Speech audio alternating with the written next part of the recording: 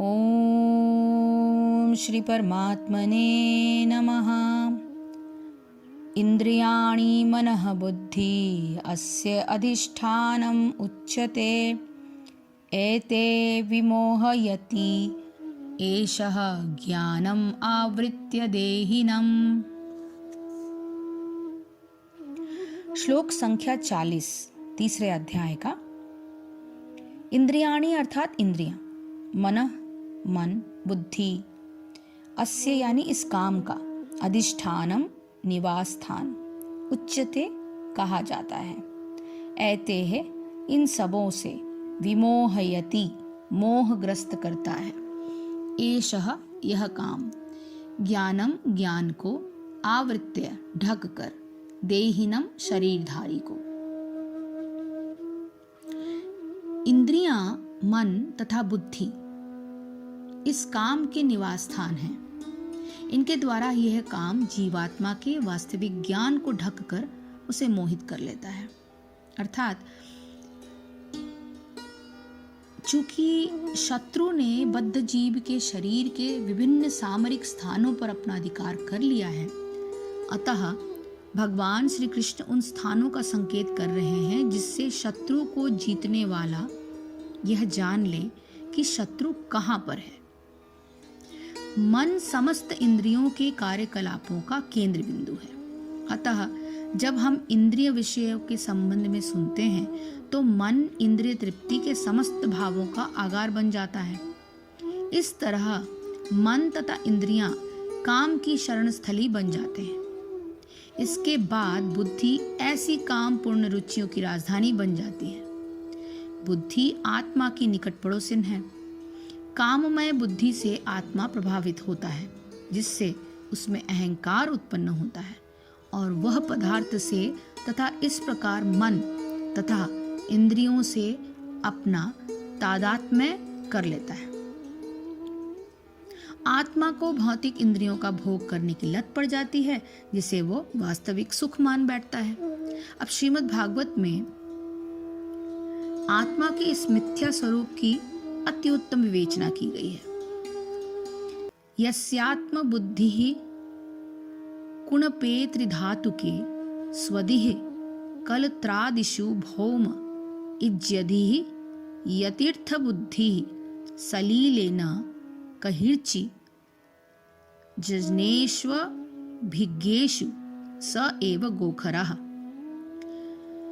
जो मनुष्य इस त्रिधातु निर्मित शरीर को आत्मस्वरूप जान बैठता है, जो देह के विकारों को स्वजन समझता है, जो जन्मभूमि को पूज्य मानता है और जो तीर्थ स्थलों की यात्रा दिव्य ज्ञान वाले पुरुष से भेंट करने के लिए नहीं अपितु स्नान करने के लिए करता है, उसे गधा या बैल के समान समझना चाहिए।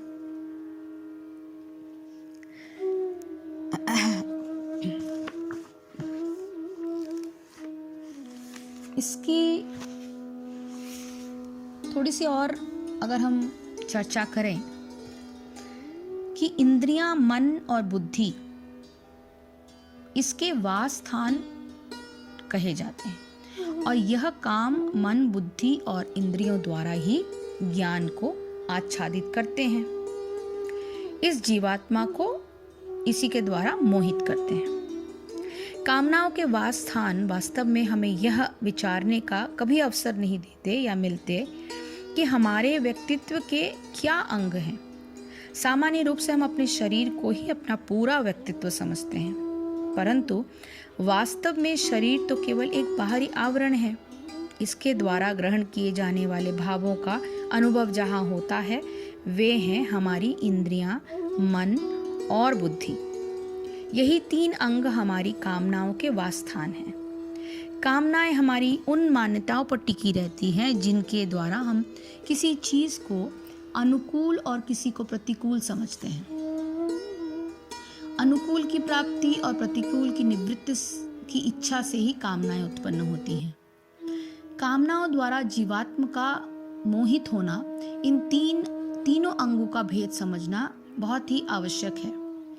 इंद्रियां विभिन्न प्रकार के अनुभवों को ग्रहण करती हैं और हमारे मन तक पहुंचती हैं।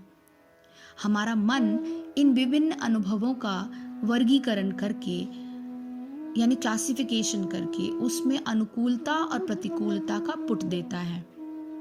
क्या अनुकूल है और क्या प्रतिकूल है ये हमारे मन में आता है। बुद्धि हमारी निश्चय करने वाली शक्ति है और यह इस बात का निर्णय करती है कि मन द्वारा प्रस्तुत संकल्प विकल्पों में से कौन सा ग्रहण करने योग्य है और कौन सा ग्रहण करने योग्य नहीं है। जिन सिद्धांतों द्वारा उचित अनुचित का बोध होता है उन सिद्धांतों को कामनाएं पीछे ढकेल देती हैं और इस प्रकार कामनाएं इन तीनों अंगों के यथार्थ ज्ञान को ढक देती हैं। इसके कारण इन तीनों अंगों का स्वामी जीवात्मा मोह में पड़ जाता है। मोह में पड़ने से जो वस्तु हमारे लक्ष्य तक पहुंचने के लिए हितकर है वो हानिकर लगती हैं और जो हानिकर हैं वो हितकर लगती हैं। इस प्रकार मोह का लक्षण विपरीतार्थक होता है जिसमें पड़कर मनुष्य अपने सर्वनाश की ओर अग्रसर हो जाता है। इन कामनाओं के कारण ही मनुष्य सांसारिक भोगों में सुख प्राप्ति की आशा से फंसता है और उनको प्राप्त करने के लिए उचित और अनुचित का भी विचार नहीं करता। यही ज्ञान को ढककर जीवात्मा को मोहित करता है। इस श्लोक में मनुष्य के वास्तविक शत्रु काम के छिपे रहने के स्थानों के विषय में बताकर भगवान अब ये बताते हैं कि इस शत्रु को मारने का उपाय क्या है। अब अगले श्लोक में भगवान यही आपसे हम सबसे चर्चा करते हैं कि इस शत्रु को हम कैसे मारें, इससे हम कैसे बचें। तस्मात् त्वम् इंद्रियाणि आदौ नियम्य भरतश्रव पाप्मानं प्रजहीहि एनं ज्ञानविज्ञाननाशनम्।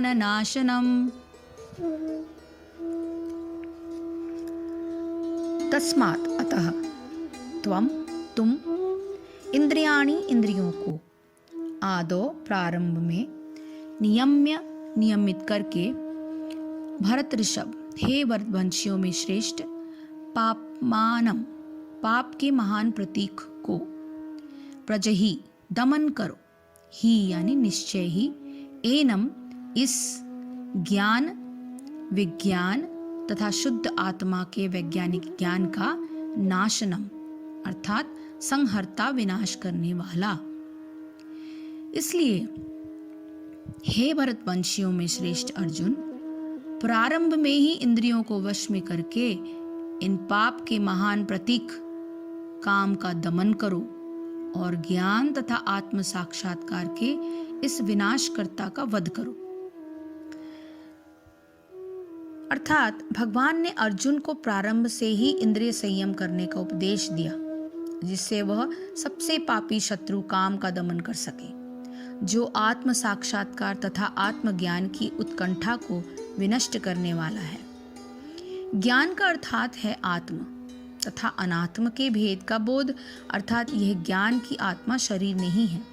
विज्ञान से आत्मा की स्वाभाविक स्थिति तथा परमात्मा के साथ उसके संबंध का विशिष्ट ज्ञान सूचित होता है। श्रीमद् भागवत में अध्याय 2 इसकी विवेचना इस प्रकार की गई है कि ज्ञानम परम गुह्यम में यदि ज्ञान समन्वितम सरहंस्यम तदग्नं च गृहाण गदितम मया। आत्मा तथा परमात्मा का ज्ञान अत्यंत गुह्य एवं रहस्यमय है, किंतु जब स्वयं भगवान द्वारा इसके विविध पक्षों की विवेचना की जाती है तो ऐसा ज्ञान तथा विज्ञान समझा जा सकता है। भगवद गीता हमें आत्मा का सामान्य तथा विशिष्ट ज्ञान प्रदान करती है। जीव भगवान के भिन्न अंग हैं, अतः वे भगवान की सेवा के लिए हैं। यह चेतना कृष्ण भावनामृत कहलाती है। अतः मनुष्य को जीवन के प्रारंभ से इस कृष्ण भावनामृत को सीखना होता है, जिससे वह पूर्णतया कृष्ण भावना भावित होकर उस तदनुसार कर्म करे। काम ईश्वर प्रेम का विकृत प्रतिबिंब है और प्रत्येक जीव के लिए स्वाभाविक है। किंतु यदि किसी को प्रारंभ से ही कृष्ण भावनामृत की शिक्षा दी जाए तो प्राकृतिक ईश्वर प्रेम काम के रूप में विकृत नहीं हो सकता। इस प्रकार ईश्वर प्रेम के काम रूप में विकृत हो जाने पर इसके मौलिक स्वरूप को पुनः प्राप्त कर पाना दुस्साध्य हो जाता है। फिर भी कृष्ण भावनामृत इतना शक्तिशाली होता है कि विलंब से प्रारंभ करने वाला भी भक्ति के विधि विधानों का पालन करके ईश्वर प्रेमी बन सकता है। अतः जीवन की किसी भी अवस्था में या जब भी इसकी अनिवार्यता समझी जाए, मनुष्य कृष्ण भावनामृत या भगवत भक्ति के द्वारा इंद्रियों को वश में करना प्रारंभ कर सकता है और काम को भगवत प्रेम में बदल सकता है, जो मानव के जीवन की पूर्णता की परम अवस्था है। तो भगवान श्री कृष्ण कहते हैं कि हे अर्जुन, तू पहले इंद्रियों को वश में करके ज्ञान और विज्ञान के नाश करने वाले इस काम पापी की निश्चय पूर्वक मार। पापी काम को मारना, अर्थात इस श्लोक में दो महत्वपूर्ण शब्द आए हैं, ज्ञान और विज्ञान। ज्ञान का साधारण अर्थ होता है बोध, परंतु इसका विशेष अर्थ भगवान के वास्तविक निर्गुण निराकार तत्व का रहस्य और उसके प्रभाव को जानना है। सांसारिक पदार्थों को तो इंद्रियों द्वारा जाना जा सकता है, पर यह बोध अपने अस्तित्व को भगवान के अस्तित्व में लीन करके ही संभव होता है। विज्ञान का तात्पर्य भगवान के उस रूप के यथार्थ अनुभव में है जिसमें भगवान विविध रूपों में अपने आप को व्यक्त करते हैं। इसको सगुण निराकार और दिव्य निराकार तत्व की लीला और तत्व प्रभाव कहा जाता है। परंतु जब तक इंद्रियों और मन में सांसारिक भोगों की कामनाएं रहती हैं, तब तक मनुष्य इस ज्ञान और विज्ञान के विषय में जानना तो एक और रहा, उसके चिंतन करने के योग्य भी नहीं होता। ज्ञान और विज्ञान में स्थित होने से मनुष्य के द्वारा दिव्य शक्तियों का संचार होता है, जिनसे आंतरिक और बाहरी प्रकृति में विजय प्राप्त की जा सकती है। परंतु इन कामनाओं के कारण मनुष्य इन दिव्य शक्तियों की कल्पना करने से भी वंचित रहता है और उसको पाने की बात तो दूर ही है। यही कारण है कि भगवान इस श्लोक में अर्जुन को आज्ञा देते हैं कि पहले तू अपनी इंद्रियों को वश में करके इन महान पापी काम को बलपूर्वक मार डाल।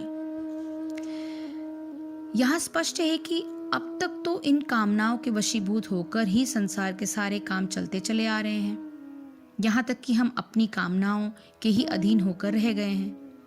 ऐसी दशा में इंद्रियों को वश में करके इस दुर्जय शत्रु काम को हम कैसे मार सकते हैं? इस प्रश्न के उत्तर में भगवान आत्मबल की ओर संकेत करते हुए ये उपाय बताते हैं जिससे इंद्रियों को कामनाओं के चंगुल से छुड़ाकर मनुष्य उन्हें वश में कर सकता है और इंद्रियों के माध्यम से शरीर को नियंत्रित करके कामनाओं पर विजय प्राप्त कर सकता है।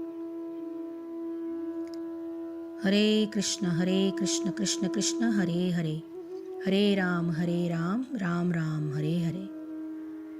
जय श्री कृष्ण, जय गुरुदेव।